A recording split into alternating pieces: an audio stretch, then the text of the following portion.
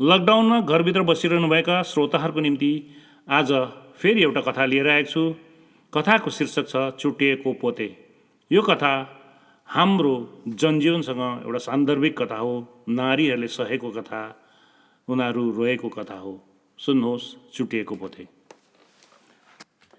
चुटिएको पोते। आज दिनभरि नै बाक्लो हिउँ परिरह्यो दार्जिलिङ सहरमा। धेरै वर्षपछि यसरी नयाँ सालकै दिन हिउँ परेको हो। बिहानसम्म त आकाश छ्याङ्ग उजेलो थियो। हिउँ पर्ने कतै छनकसम्म थिएन। त्यसैले होला मानिसहरू बिहानदेखि नै वनभोज खेलेर नयाँ साल मनाउन गाडीमा माइक घन्काई घन्काई कालेबुङ, सुकुना, टिस्टाको बगर, बालसन आदि जग्गातिर गइरहेका थिए। अभागी मैतालीका आमा भने बुकबुके उजेलोमै भुल्टुङ र खाली टिनहरू बोकेर तल छ्याङछ्याङे पुलको छेउमा पानी थाप्न गएकी थिए। मैतालीकी आमा खुबै फर्साइली थिए। गोलो मुहार, चिटिक्क परेकी, सिउँदोमा रातो सिन्दुर, मधिसेको दोकानबाट किनेर ल्याएको बजारे रातो टिका र हरियो पोतेमा सधैँ सजिएको हुन्थ्यो। छोरी मैताली लगभग 5 वर्ष पुग्न लागेकी थिए। बिछट्टेकी गुडिया जस्तै राम्री, तर दैवको लीला ऊ अपाङ्ग थिए। दाहिने खुट्टा लुले भएकोले हिँड्न सक्दिनथे र घस्रेरै यताउता गर्थे। हुन त मैताली भन्दा पहिले एउटा छोरो पनि पाएकी थिए, तर धेरै दिन हात बसेन त्यो। दबाई पानी झारफुक केहीले बचाउन सकेन त्यसलाई। त्यसैले होला मैतालीले पुरा माया पाएकी थिए आमा बाबुबाट। उसको आमाको निम्ति त झन् सपना विपना मुटुको टुक्रा सबै मैताली नै थिए। आमा चाहिँले बजारबाट 4-5वटा खाली टिन र 2-3वटा प्लास्टिकका जर्किनहरू किनेकी थिए। रिमरिमे उजेलोमै खाली जर्किन र टिनहरू लिएर धारमा पुर्याउँथे। पानी भर्न आउने अरूहरूसित झगडा गरेर होस् वा मिठो बोलेर होस्, आफ्ना 8-10 रित्ता भाँडा धारा छेउ भरेर राख्थे अनि एक-एकवटा गर्दै बजारका चिया पसल र मोमो दोकानतिर ठिका पुर्याउँथे। दिनभरिमा 50-60 रुपियाँको रोज बस्थ्यो हरदर। यही उसको दिनचर्या थियो वा जीवनको उपार्जन। उसको एउटै सपना थियो, अरूहरूका नानीहरू स्कुल गए जस्तै आफ्नी मैताली पनि राम्रो सुग्घर ड्रेस लगाएर ब्यागमा खाता किताब भिरेर अङ्ग्रेजी बोल्ने स्कुल पढोस्। त्यसैले उसले पानी बेचेको पैसा चेपेर मैतालीको स्कुल भर्नाको लागि साँच्ने गर्थे। त्यस परिवारमा मैतालीको बाबु पनि छ, टङ्क बहादुर। सबैले बोलाउने नाम टङ्के। उसको सरकारी जागिर छ, बिजुली विभागमा लाइनम्यानको काम गर्छ।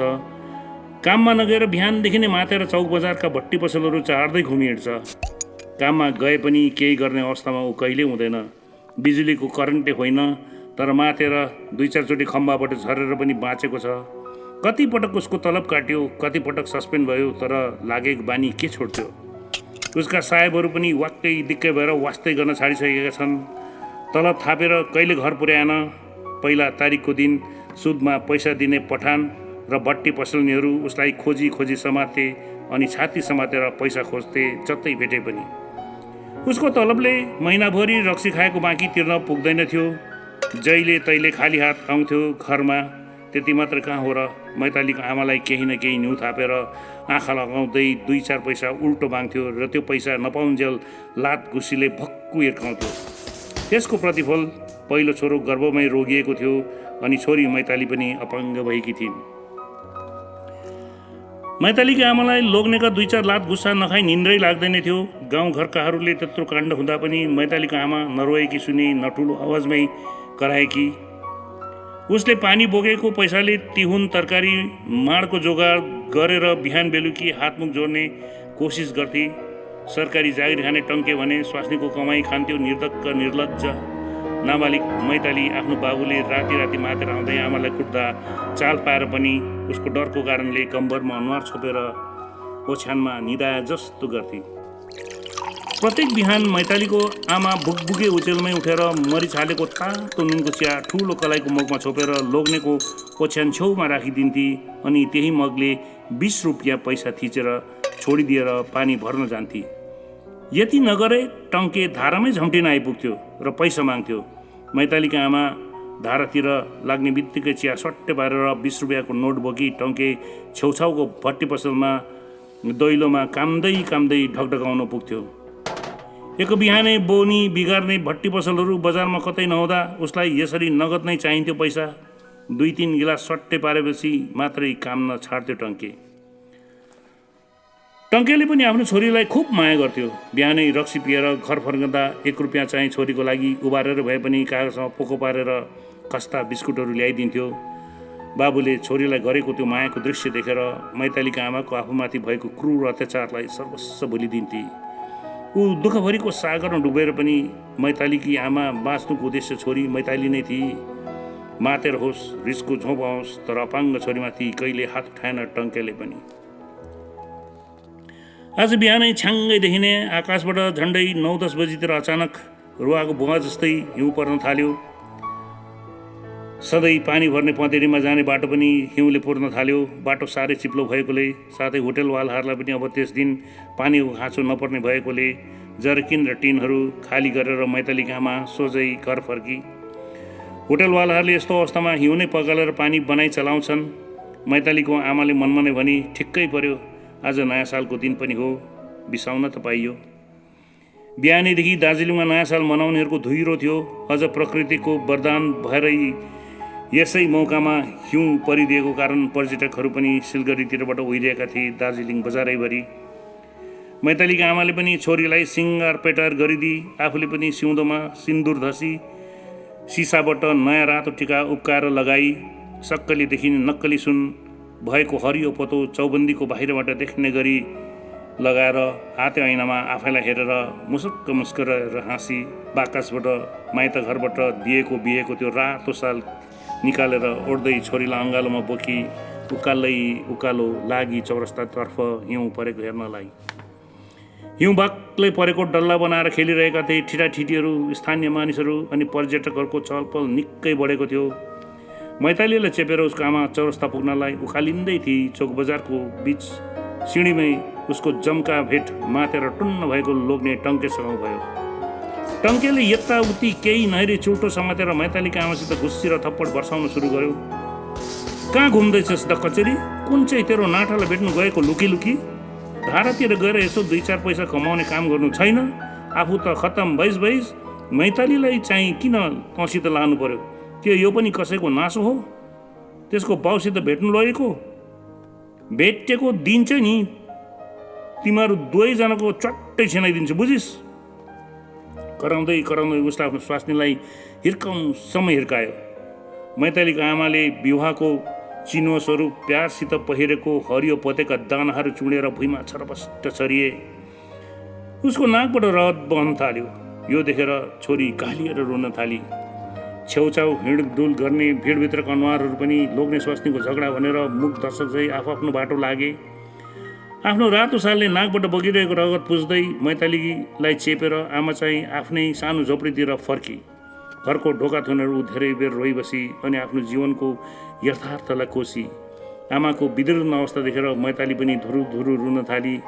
मैतालीकी आमालाई भने लोग्नेको कुटाइ खाएको भन्दा बढ्ता मन दुखेको थियो नयाँ सालको दिन छोरीलाई हिउँ परेको चौरस्ता घुमाउन नपाएकोमा।